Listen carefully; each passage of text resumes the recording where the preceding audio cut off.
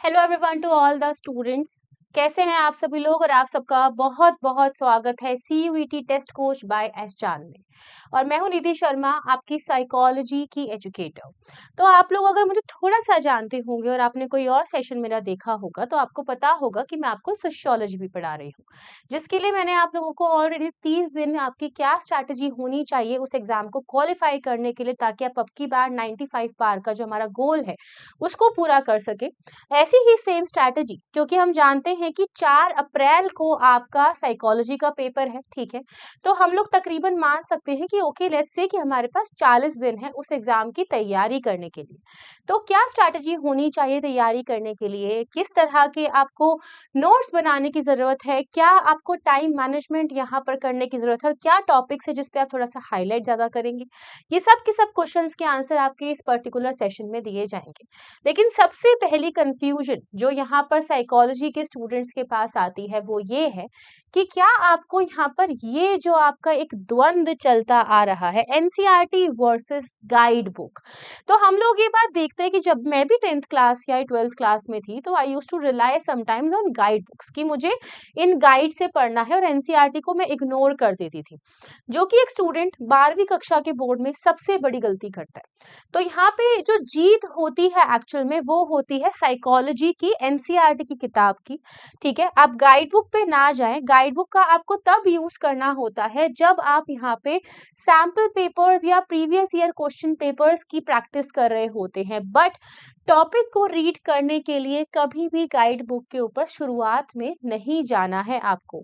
Guide books are only and only for advance level exams, जैसे कि आपका CUET का एंट्रेंस एग्जाम होगा, उस जैसे पेपर के लिए आपको कहीं ना कहीं मॉक्स की और गाइड बुक्स की जरूरत पड़ेगी। लेकिन साइकोलॉजी की जो एनसीईआरटी है वो ही आपकी नैया पार 12th के बोर्ड के एग्जाम के अंदर करवाएगी, तो आप इसको रीड करेंगे, ठीक है।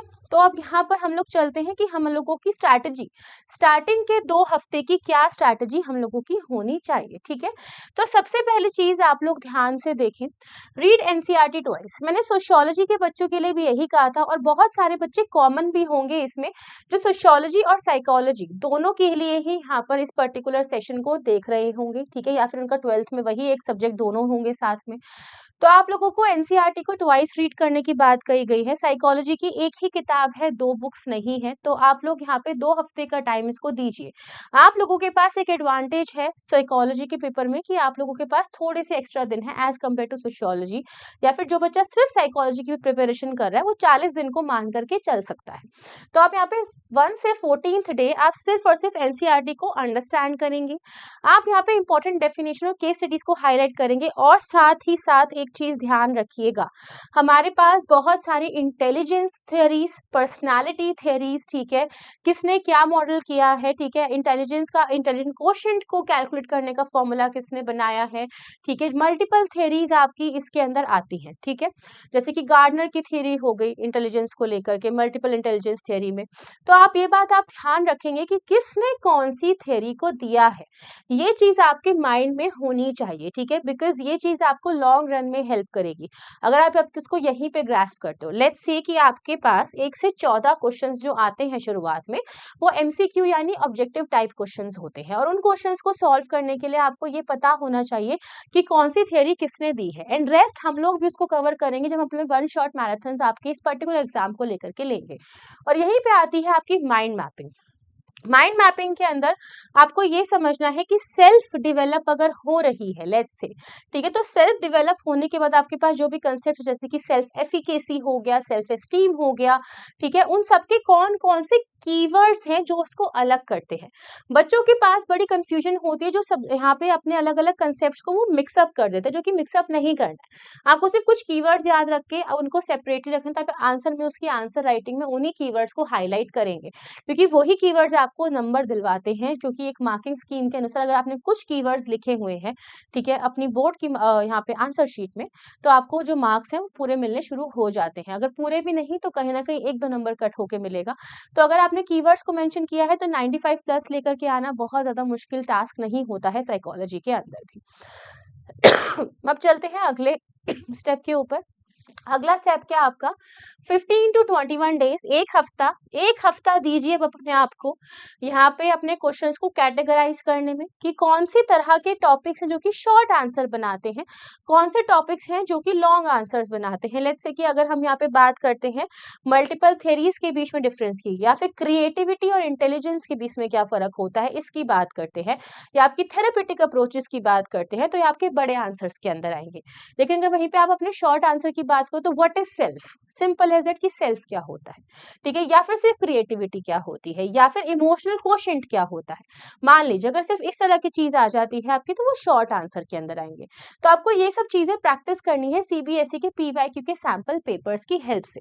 और हमेशा ध्यान रखिएगा, ये सजेशन मैं हर एक बच्चे को देना चाहूंगी, ठीक है, कि आप लोगों को हमेशा एक चीज को ध्यान रखना है कि आप जब भी इसको आंसर्स को लिखेंगे, ठीक है, तो आपकी एक मेन बॉडी होती है, ठीक है, पहले आप इंट्रोडक्शन पे काम करते हो, फिर आपकी मेन बॉडी आती है, फिर कंक्लूजन आता है, यानी कि आप इंट्रोड्यूस कर रहे हो पहले एक टॉपिक को, फिर उसमें क्या जो पूछा गया है क्वेश्चन के अंदर वो आप लिखोगे, फिर कंक्लूजन। तो I used to tell my students before कि जब बच्चे मुझसे पूछते थे कि मैम आंसर राइटिंग में हम लोग ऐसा क्या करें कि हम लोग यहाँ पे पूरा स्कोर कर ले उस क्वेश्चन के अंदर, या फिर तकरीबन समहाउ कहीं ना कहीं पूरे पे पहुंच जाए। तो मैंने उनको बोला था, अगर आपसे ये बोला है ना कि रावण कौन था, या फिर अगर आपसे पूछा है कि विभीषण कौन था किसी क्वेश्चन में, तो आपको पूरी रामायण लिखनी पड़ेगी उसके अंदर। और यही टास्क है जो आप इस पर्टिकुलर सब्जेक्ट के साथ करते हो या सोशियोलॉजी के साथ करते हो। आपको स्टार्टिंग के इंट्रोडक्शन में कि कोई टॉपिक कहाँ से ओरिजिनेट हुआ है वो लिखना पड़ेगा, उसके बाद उसके अंदर क्या उसकी मेन बॉडी है वो आपको लिखनी पड़ेगी, और फिर आप जाओगे कंक्लूजन पे। And this is the correct way of doing answer writing, ठीक है, जिसके ऊपर मैं आपको टिप्स दूंगी। अभी मैं इस पे बात नहीं कर रही हूँ, आपको अभी बस क्या करना है, स्टेप बाय स्टेप चलना है। और स्टेप बाय स्टेप चलते हुए आप सबसे पहले यही देखोगे कि आपको कौन सी चीज का स्टेप पहले लेना, फिर कौन से चरण पे जाना। चलते हैं अगले पे। हम्म अगला स्टेप है आपका mock test and time management, ठीक है। अब ये चीज आपकी काफी सिमिलर है, दोनों सब्जेक्ट्स में थोड़ी बहुत सिमिलैरिटी है इस चीज को लेके। मैंने अगेन आपको यही चीज बोलूंगी, 2 से 3 आपको फुल लेंथ मॉक टेस्ट को देना है, जैसे कि आप अंडर एग्जाम देते हो। एग्जाम में क्या कंडीशंस होती है भाई, 3 घंटे बाद अगर पेपर नहीं हो तो टीचर आके पेपर छीन के ले जाएगा, ठीक है। तो खुद ही वो टीचर बन जाना और 3 घंटे बाद अपने पेपर को छोड़ देना कि ठीक है इससे ज्यादा अटेम्प्ट में कर नहीं पाया या नहीं कर पाई। अगर आपका पेपर आपसे पूरा नहीं हुआ है तो आपको अपने आप को उस पर्टिकुलर स्ट्रेसफुल सिचुएशन में डालना पड़ेगा जिसमें आप एग्जाम देंगे। और इससे क्या होगा, आप पहले ही समझ जाओगे कि आपको कैसे अपने माइंड को ट्रेन करना है while writing the answer in board exam, ठीक है। नेक्स्ट है आप अपने आप को टाइम देंगे, ठीक है, जो कि मैंने आपको अभी कहा। आपका यहाँ पे फॉर एग्जाम्पल आपने वॉच रख ली है सामने, ठीक है, और आपने उसमें एक टाइमर लगा लिया 3 आवर्स का, ठीक है। अब वो टाइमर चलेगा जैसे ही आप पेपर को करना शुरू करेंगे, ठीक है, क्वेश्चन को 2 2 बार पढ़ेंगे, 3 3 बार पढ़ेंगे और लिखेंगे, ठीक है, तो वो 3 घंटे के अंदर खत्म होना चाहिए। फिर आता है कुछ ऐसे कंसेप्ट जो कि बहुत हैवी कंसेप्ट्स माने जाते हैं साइकोलॉजी में, और सीबीएसई के मोस्ट फेवरेट कंसेप्ट्स भी हैं ये, जो कि आपके मोस्ट इंपॉर्टेंट टॉपिक्स के अंदर भी आते हैं। थेरेपेटिक अप्रोचेस, ठीक है, not an easy process for many students, लेकिन उसको इजीली कैसे समझना है वो मैं आपको आगे आने वाली क्लासेस में हम लोग के 1 घंटे के जो लेक्चर्स हुआ करेंगे या फिर 1.5 घंटे के, जितना भी टाइम जरूरी होगा उसमें हम आपको समझाऊंगी बहुत शॉर्ट में, ट्रिक्स में, कि आप आराम से इसको एग्जाम में लिख करके आ पाओगे, ठीक है। साइकोलॉजिकल डिसऑर्डर्स, ठीक है, इंटेलिजेंस एंड एप्टीट्यूड, ये सब की सब चीजें जो है आपके हैवी कॉन्सेप्ट्स है, ठीक है, इन सबको आपको अच्छे से पढ़ना है। मेजरली थेरेपेटिक अप्रोचेस और साइकोलॉजिकल डिसऑर्डर में बच्चे परेशान हो जाते हैं, और इस पे आपको हाईलाइट करना है ध्यान कि इसके ऊपर अगर आप आंसर राइटिंग कर रहे हो, ठीक है, तो उन पॉइंट्स को बिल्कुल भी मिस ना करें जो इसमें मेंशन होने चाहिए, ठीक है। अगर मैं डिसलेक्सिया की बात करूँ तो डिसलेक्सिया के अंदर बच्चे को क्या प्रॉब्लम होती है, डिसलेक्सिया का क्या मतलब होता है, ठीक है, ये सब की सब चीजें आपके दिमाग में रहनी चाहिए। डाउन सिंड्रोम की अगर मैं बात करती हूँ तो डाउन सिंड्रोम में क्या होता है, तो ये सब के सब डिसऑर्डर्स जो आपके माइंड में कीवर्ड के साथ जुड़े होने चाहिए, और उसी से आपके पूरे दिमाग में ना एक फिल्म चल जाएगी फिर कि अच्छा इसमें ऐसा होता है ऐसा होता है, उनमें आंसर राइटिंग आराम से करने लग जाएंगे, ठीक है।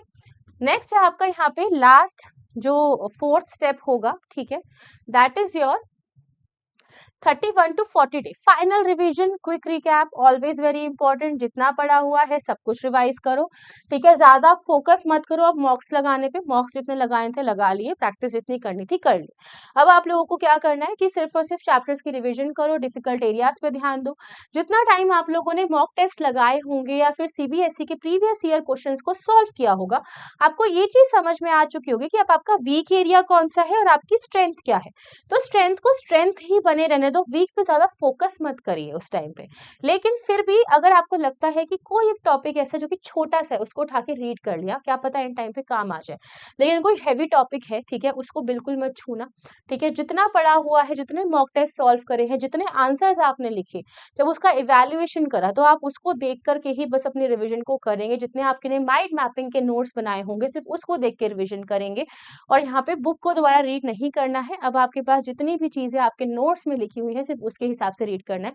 अब रही बात नोट्स की, मैम 40 दिन में नोट्स कैसे बनेंगे, भाई और भी तो एग्जाम के पेपर हो रहे हैं। तो उसके लिए आपको कुछ नहीं करना है, आप लोगों को मेरी क्लासेस में आके जुड़ना है, ठीक है। मैं आप लोगों को चैप्टर दो दो चैप्टर्स एक साथ उठाया करूंगी और उसको एक साथ आपको समझाऊंगी अच्छे से कि उसमें क्या है इंपॉर्टेंट पॉइंट्स।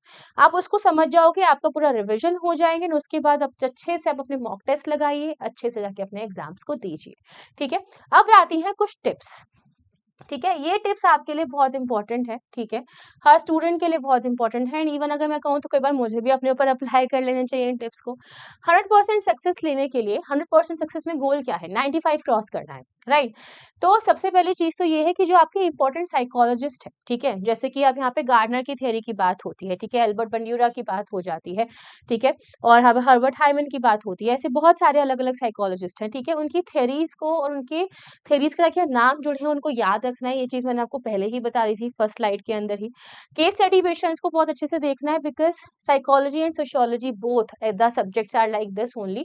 आपको यहाँ पे केस स्टडी दे देंगे कि इस व्यक्ति को क्या परेशानी होगी, इसके अंदर कौन सी थेरेपेटिक अप्रोच को हम लोग लगा सकते हैं। इस तरह के क्वेश्चंस आपके पास केस स्टडी आने के चांसेस हमेशा रहते हैं और आते ही हैं, ठीक है। उसके अलावा आपके पास क्या है, प्रीवियस ईयर पेपर को आपने प्रैक्टिस कर ही लिया है बहुत अच्छे से। निमोनिक्स और मेमोरी टेक्निक्स को यूज करिए, जैसे कि आप फॉर एग्जांपल हम लोग एक कविता सी बना लेते हैं साथ में, या फिर हम लोग शॉर्ट फॉर्म या एब्रीविएशंस की हेल्प से यहाँ पे अपनी थ्योरीज को लर्न करते हैं, जो टेक्निक्स हम लोग अपनी क्लास के अंदर भी यूज करेंगे ताकि आप चीजों को याद कर पाए, ठीक है। उन टेक्निक्स को हम लोग यूज कर सकते हैं, वो आप मुझसे ही सीखेंगे, ठीक है। और सबसे बड़ी बात है अगेन, जो कि मैंने अपने सोशियोलॉजी के बच्चों को भी कहा था, वही मैं अपने साइकोलॉजी के बच्चों को भी कहूंगी, स्टे पॉजिटिव एंड फोकस, ठीक है। एंड टाइम पे देखो बहुत सारे ना फनी केसेस है सब्जेक्ट में, सोशियोलॉजी में ज्यादा होता है, साइकोलॉजी में फिर भी बच्चे थोड़े बहुत सीरियस हो जाते हैं कि भाई पूरे साल नहीं पढ़ा क्योंकि बाकी के सब्जेक्ट्स पे फोकस करना था, और कहीं ना कहीं ये रह गया कि ठीक है यार इजी है बाद में कर लेंगे। लेकिन बाद में समझ में आता है कि अरे ये तो भयंकर निकला, अब इसमें हम लोग कैसे आगे बढ़े। तो उस केस में बच्चे हो जाते हैं थोड़े से निराश। तो अब स्टे पॉजिटिव रहने के लिए, फोकस्ड रहने के लिए आपको थोड़ा सा टाइम डेडिकेट करना पड़ेगा, देना पड़ेगा, जिसमें I am going to help you, ठीक है। जितना ज्यादा 100% हम लोग स्कोर को अचीव कर सकते हैं उतना करने की कोशिश करेंगे, और आप लोग मेरे साथ जुड़े रहेंगे उस चीज के लिए। क्लासेस का जैसे ही इंटीमेशन होता है आपको उसका इन्फॉर्मेशन मिल जाएगा जल्द ही। तब तक के लिए अपने बाकी के एग्जाम से फोकस करिए, और तब उसके बाद हम लोग साथ में जुड़ के वन शॉट के थ्रू आपके सारे चैप्टर्स को कंप्लीट करते हुए चले जाएंगे, ठीक है। So all the best to all the learners. लेकिन साथ साथ एक और चीज ध्यान रखिएगा, मैंने आपको पहले भी कहा था कि आप लोगों को अगर कोई भी यहाँ पे ऐसा बेसिकली रामबाण चाहिए जिसके अंदर आप बहुत सारे फीचर्स को एक्सेस कर सकते हैं, आपको मल्टीपल चॉइस क्वेश्चंस प्रैक्टिस के लिए मिल जाए, या फिर आपको सैम्पल पेपर जो है कहीं ना कहीं थोड़े बहुत आपको फ्री मटेरियल एक्सेस हो पाए, उसके लिए आप इस क्यूआर कोड को स्कैन कर लीजिए, जहां पे आप टेस्ट कोच की एप्लीकेशन को डाउनलोड कर सकते हैं, ठीक है। तो डाउनलोड जरूर करिएगा, because it is going to be marvellous for you. बहुत अच्छे से आपको यहाँ पे बुक्स के साथ साथ एक्स्ट्रा सप्लीमेंट रिसोर्सेज की भी हेल्प मिल जाएगी, जिसमें आपको अलग से चीजों को खरीदना नहीं पड़ेगा, ठीक है। So thank you so much, all the best for preparations. लग जाइए, स्टार्ट करना शुरू कर दीजिए। मिलते हैं हम लोग जल्दी, bye bye and take care.